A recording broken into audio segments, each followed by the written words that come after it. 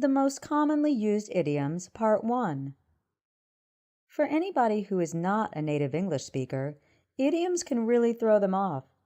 An idiom is a phrase that means something other than what the literal translation of the phrase actually is. These phrases are familiar to English speakers, but can be puzzling to somebody who is not a native speaker of the language because you cannot just take the words at face value. Here is a list of some of the commonly used idioms, along with an explanation and an example of how they are used, so you can get a feel of the context of each idiom as well. A dime a dozen.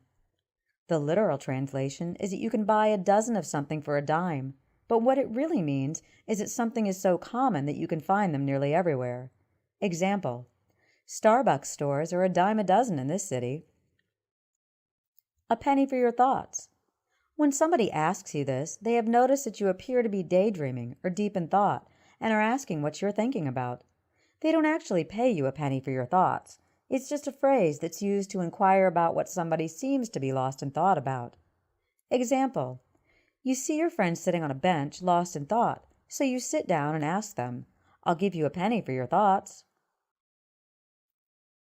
A penny saved is a penny earned. This is one of the few ones that the literal translation means the same thing as the intended use. Literally, it means that if you save a penny, you will have earned a penny. The not-so-literal use of this popular idiom is that if you don't spend your money, you have more money. Example: My son wanted to buy a new toy, but I told him that a penny saved is a penny earned, and we put his money into his piggy bank instead. Betting on the wrong horse. When you're betting on the wrong horse, you're making a prediction or guess about something that won't end well or that will be wrong. Example: I thought for sure that my team was going to win, but I guess I was betting on the wrong horse because they lost. Birds of a feather flock together. This simply means that people who have something in common tend to congregate together or feel more comfortable together. Example: My son loves comic books, and so does the boy next door. They are nearly inseparable now. Birds of a feather flock together. Bite your tongue. If you tell somebody this, you are not telling them to bite themselves, but rather you're telling them to be quiet about something. It can also be used to mean that you wanted to say something, but you stayed quiet instead. Example: At the dinner table, my son was about to tell my daughter what I had bought her for her birthday. I had to tell him to bite his tongue. Blow your own horn. If you're bragging, then you are blowing your own horn.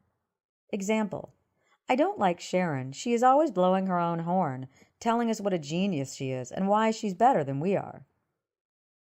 Break a leg. Although this sounds like somebody is wishing you harm if they tell you this phrase is actually meant to wish you luck. Example: I told my daughter to break a leg at her debut in the school play today. Burn your bridges. When you burn your bridges or burn a bridge, it means that you acted in such a way that you've destroyed having a possible outcome to a situation as a consequence of what you have done.